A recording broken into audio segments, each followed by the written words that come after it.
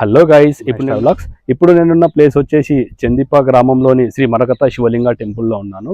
ఈ టెంపుల్ వచ్చేసి రంగారెడ్డి డిస్టిక్ శంకరపల్లి సమీపంలోని చందిప గ్రామంలో. ఈ టెంపుల్లో ప్రత్యేకత ఏంటంటే ఇక్కడ ఉన్న శివలింగానికి బ్రహ్మసూత్రం ఉంది. అది ఎట్లా అంటే మహారాష్ట్రలోని పర్లి వైద్యనాథుడికి సంబంధించిన విధంగా ఇక్కడ ఈ శివలింగానికి బ్రహ్మసూత్రం ఉన్నందు వలన ఇక్కడ దర్శించుకుంటే ఈ భక్తుల రోగాలన్నీ నయమవుతాయని చెప్పి ఇక్కడ భక్తుల విశ్వాసం. సో ఇంకా ఈ టెంపుల్ గురించి మనం డీటెయిల్ గా తెలుసుకుందాం లోపలికి వెళ్ళి. సో రండి. ఇప్పుడు సోషల్ మీడియాలో ఎక్కువ ట్రెండింగ్లో ఉన్న టెంపుల్ కూడా ఇదే. అదేంటో తెలుసుకోవాలనుకుంటున్నారా? అయితే వీడియో మొత్తం చూడండి. శతాబ్దాల చరిత్ర కలిగి ఉన్న ఈ మరకత శివలింగం మన రంగారెడ్డి జిల్లా శంకరపల్లి సమీపంలోని చందిప్ప గ్రామంలో ఉన్న మరకత శ్రీ సోమేశ్వర స్వామి దేవాలయం. అలాగే ఈ మరకత శివలింగానికి బ్రహ్మసూత్రం కూడా ఉంది. మరి ఇంతటి విశిష్టత మరియు ప్రాముఖ్యత ఉన్న ఈ టెంపుల్ మన హైదరాబాద్కి జస్ట్ 48 కిలోమీటర్స్ డిస్టెన్స్లో ఉంది. శంకరపల్లి నుంచి 4 కిలోమీటర్స్ డిస్టెన్స్లో ఉంది. హైదరాబాద్ నుంచి వెళ్ళాలనుకుంటే మనం ఇక్కడ గండిపేట నుంచి అయితే వెళ్ళాలి. MGIT నుంచి మోకిలా, అటు నుంచి శంకరపల్లి నుంచి మనము ముందుకు వెళ్ళిన తర్వాత ఒక బ్రిడ్జ్ వస్తుంది. సో అక్కడ నుంచి మనం రైట్ తీసుకొని వెళ్ళాల్సి ఉంటుంది.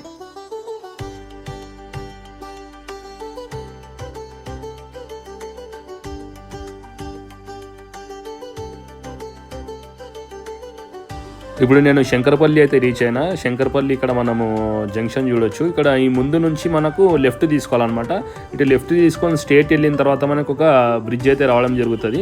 సో మనము యూటర్న్ తీసుకొని ఆ బ్రిడ్జ్ అయితే ఎక్కాల్సి ఉంటుంది. ఆ బ్రిడ్జ్ ఎక్కిన తర్వాత మనము ముందుకు వెళ్తే ఇక్కడ రైట్ సైడ్లో ఇక్కడ మీరు ఈ హనుమాన్ యొక్క స్టాచ్యూ చూస్తున్నారు కదా, ఇటు నుంచి రైట్ సైడ్ అయితే ఈ చందిప్ప విలేజ్లోకి వెళ్ళాల్సి ఉంటుంది.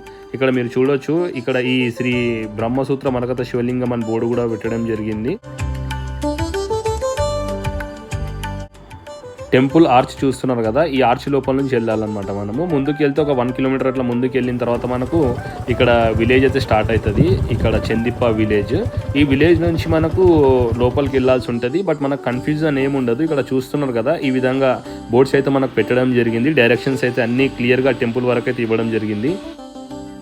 చూస్తున్నారు కదా ఫ్రెండ్స్, ఇప్పుడైతే నేను టెంపుల్కి రీచ్ అయినా. ఇక్కడ రైట్ సైడ్లో వచ్చేసి మనకు నల్ల ఉంటుంది అనమాట, ట్యాప్స్, ఇక్కడ కాళ్ళు గడుక్కోవడానికి. ఇట్లా టెంపుల్ లోపలికి ఎంటర్ కాగానే మనకు లెఫ్ట్ సైడ్లో మనకి శ్రీ కాలభైరవుడు అయితే దర్శనం ఇస్తాడు. ఎందుకంటే ఈ ఆలయానికి కాలభైరవుడు క్షేత్రపాలకుడు. ఆలయ ప్రాంగణంలో వెలిసిన కాలభైరవుడు 1000 కళ్ళతో ఈ ఆలయాన్ని రక్షిస్తూ ఉంటాడని చెప్తారు.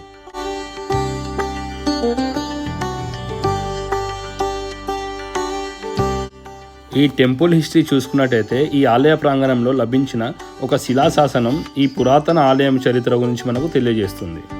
ఈ ఆలయ ప్రాంగణంలోని శాసనంపై లభించిన లిపిని అనువదించగా ఈ ఆలయం గొప్ప పశ్చిమ చాళుక్యరాజు విక్రమాదిత్య 6 పాలనలో నిర్మించబడిందిగా తెలుస్తుంది. విక్రమార్కుడు పరిపాలించిన కాలం 1076 నుంచి 1126 వరకు. ఇతనికి త్రిభువన వల్ల అనే బిరుదు కూడా ఉంది. అంటే 3 లోకాల ప్రభువు అని అర్థం. ఈ ఆలయ నిర్మాణం మరియు ఆలయంలో పూజ, నైవేద్యం మరియు ఆచారాలు నిర్వహించడం అన్ని ఏర్పాట్లు చేశాడు. ఇంత పురాతన ఆలయం కాలక్రమేణా నిర్లక్ష్యానికి గురై కేవలం పండుగ టైంలో మాత్రమే పూజలు నిర్వహించేవారు. మళ్ళీ తిరిగి 2007లో ఈ టెంపుల్ని కొంచెం రినోవేషన్ చేసి పునర్నిర్మించి ప్రతిరోజు ఇక్కడ పూజలు జరిగేట్టుగా ఇక్కడ ఉన్న గ్రామస్తులు వాళ్ళందరూ అయితే కృషి చేయడం జరిగింది.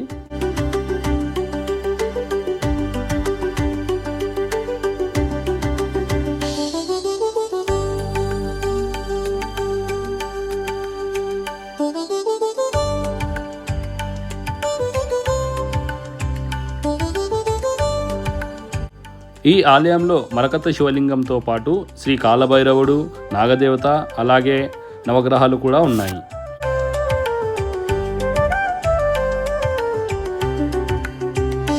ఇక్కడ చూస్తున్నారు కదా, పురుషులు పంచధరించి లోపలికి రాగలరు, అలాగే స్త్రీలు కూడా జడ వేసుకొని లోపల ఆలయంలోకి ప్రవేశించగలరు అని చెప్పి ఇక్కడ బోర్డు పెట్టడం జరిగింది. ఇప్పుడు మీరు చూస్తున్నారు కదా, ఈ శివలింగమే శ్రీ బ్రహ్మసూత్ర మరకత శివలింగం.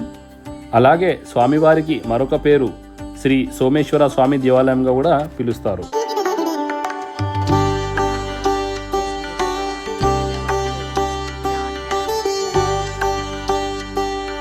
బ్రహ్మసూత్ర మరకత సోమేశ్వర లింగం. అసలు ఈ మరకత శివలింగం అంటే ఏందో తెలుసుకుందాం. పచ్చరత్నంతో చేసిన శివలింగాన్ని మరకత శివలింగం అని పిలుస్తారు. ఇది పరమశివునితో అనుబంధించబడిన విలువైన రత్నంగా పరిగణించబడుతుంది. అలాగే ఈ మరకత శివలింగానికి బ్రహ్మసూత్రం ఉండడం వలన ఈ మరకత సోమేశ్వర లింగాన్ని పూజిస్తే వ్యాధులు నయమవుతాయని, సకల ఐశ్వర్యాలు సిద్ధిస్తాయని భక్తుల విశ్వాసం.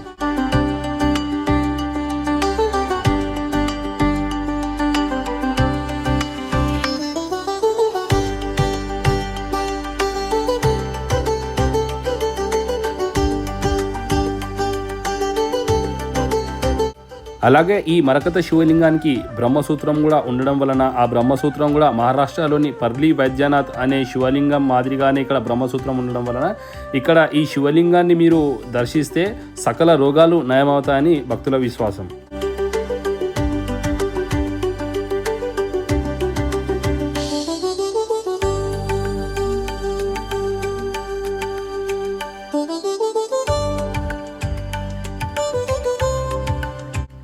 ఈ ఆలయం లోపల మరకత శివలింగంతో పాటు వినాయకుడు, నాగదేవత, అట్లనే మనకు ఇక్కడ సుబ్రహ్మణ్య స్వామి కూడా దర్శనమిస్తాడు.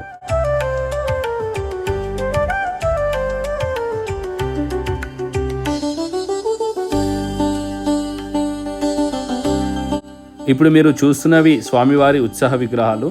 శివరాత్రి టైంలో ఉత్సవాలు జరిపిస్తారు. అలాగే ఇక్కడ కార్తీక మాసం టైంలో కూడా పెద్ద ఎత్తున పూజలు చేస్తారు భక్తులు. మరకత శివలింగంతో పాటు ఇక్కడ మరొక లింగం కూడా ఈ ఆలయంలో మనం చూడొచ్చు. లోపల దర్శనం చేసుకొని వచ్చి కొబ్బరికాయలు కూడా ఇక్కడే కొడతారు.